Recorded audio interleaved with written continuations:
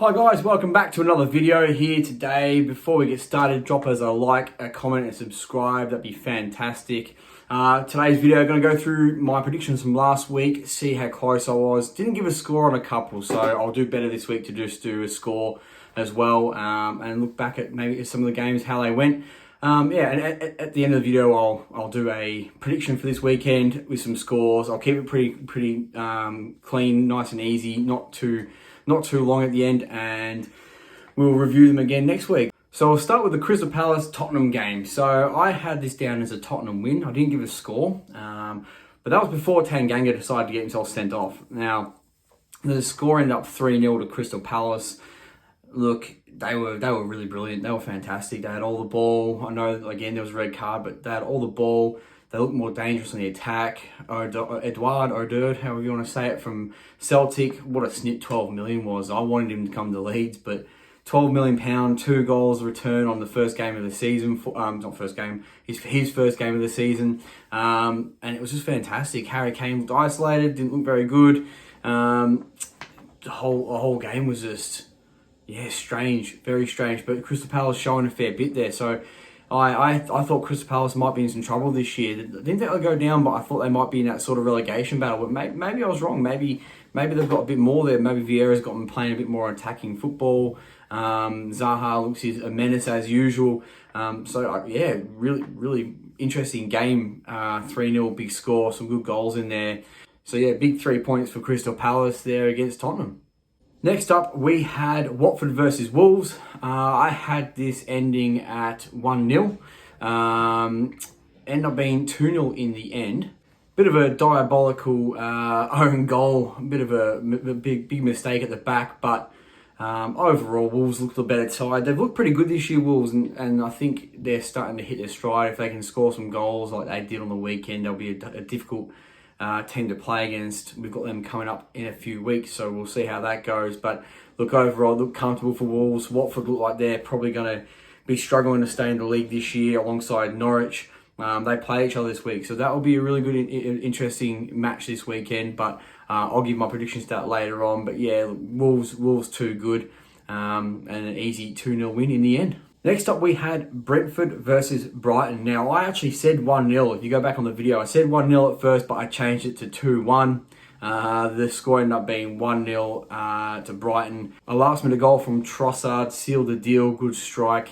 And Mbeumo could have probably sealed the deal for Brentford or rescued a point. He had a couple of good chances there. He looked very dangerous, the Frenchman, this year, alongside Ivan Toney. So, interesting game. Brentford looked pretty good. I had them. I didn't think they'd do this well this year, but they're doing all right. So they're a bit of a scary team as well in the way of freshly promoted.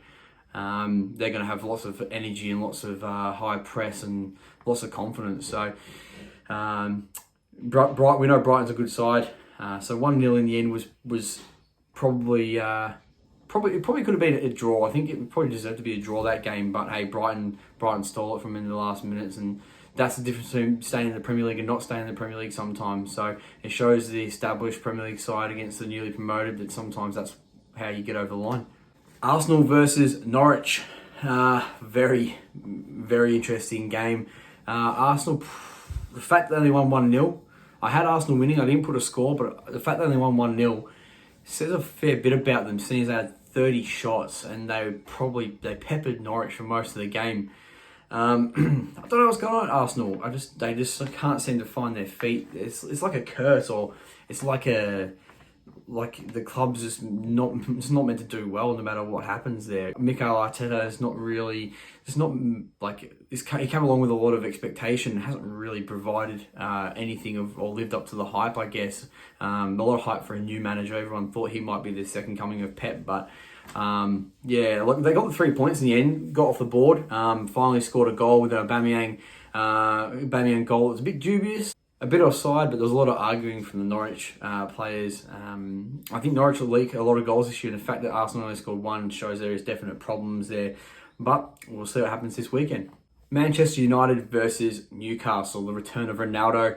I predicted 3-1, ended up 4-1, so it wasn't too far off. A couple of, some would say, easy goals. I think the first Ronaldo goal was Good positioning, easy goal to score, but good positioning. Some might call it a tap-in, but yeah, that shows the quality of Ronaldo. Obviously, he's in the conversation for top 2 players of all time.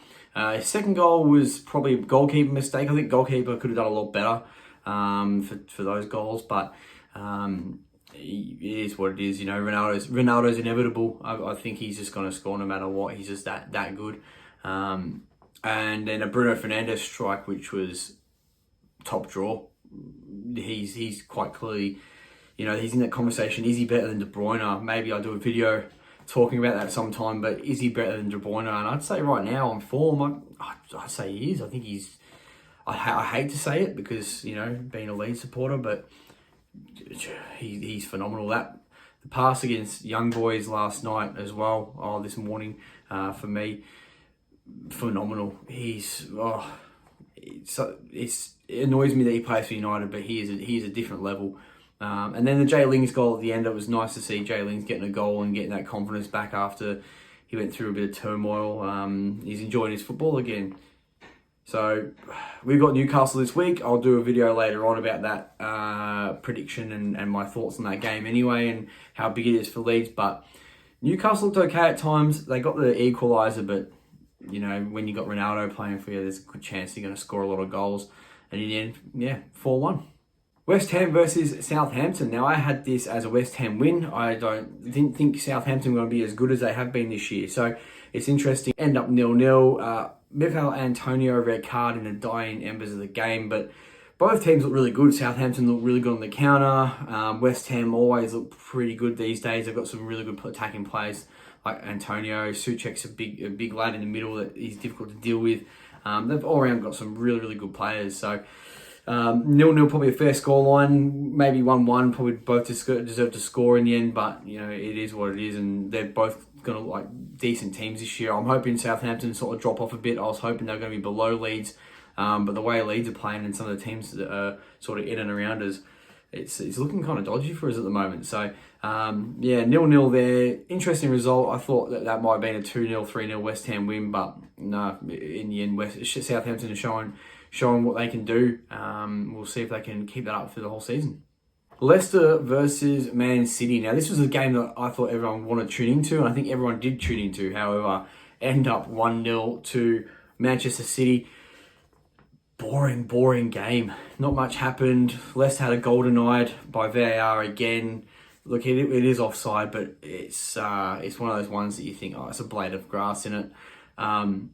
You know, not as bad as the Bamford one last year, where Bamford was quite clearly onside, but his arm was slightly off. That was ridiculous against Crystal Palace, which probably lost us the game. But again, that offside probably is killing the game a little bit. At the same time, you do want fairness, but there was not much in that, and who knows how the game could have turned out if Vardy had scored that goal. But you know what Leicester are like. They were very good defensively. They might have kept Man City out. It can change. Goals change games. That could have made a different result. But in the end, Man City do what they do. They grind out and they get the win, and the class is showed on the day. So Pep Guardiola steamrolls on to try and get that top of the ladder spot. But I tell you what, it's heating up this year. There's a fair few teams that could win it. Liverpool looking good against Leeds on the weekend. Man United looking great again with Ronaldo in there. Man City look good. Chelsea look unbelievable. So interesting. This is going to be a great season this year for those top 4 sides really trying to push for who's going to win the league. Leeds versus Liverpool. You can check out my video on that one. I think we all know what my thoughts were on that one in the end. But yeah, just poor from Leeds. I won't even touch on it because it'll just frustrate me again.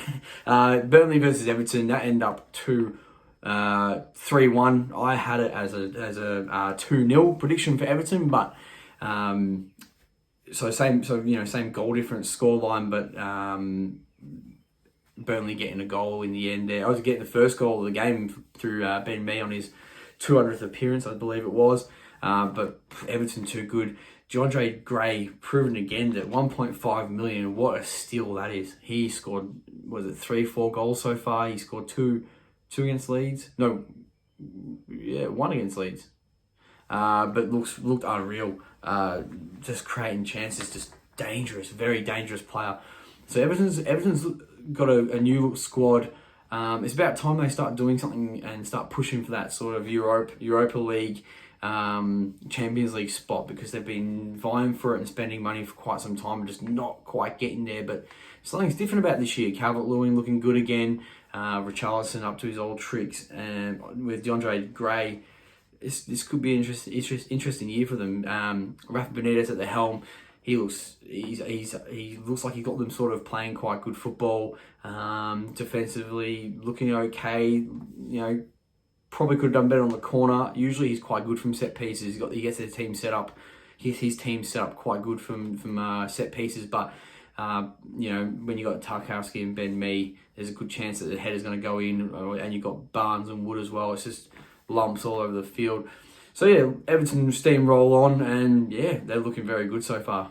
And the last game that I did not actually predict, I missed it. I would have said a Chelsea win. You can turn around and say I wouldn't, but Chelsea beat Aston Villa 3-0. Lukaku, what's that? 3 goals in 2 games now, and he looks phenomenal.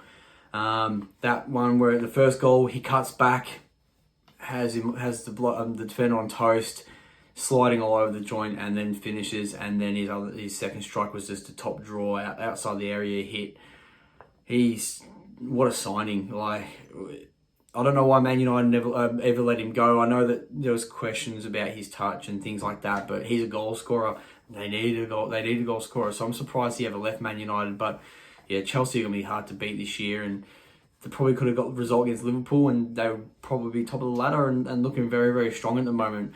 But yeah, when you beat Aston Villa, who are a good side, spent some good money, and beat them 3-0 comprehensively like that, they're gonna be a force this season.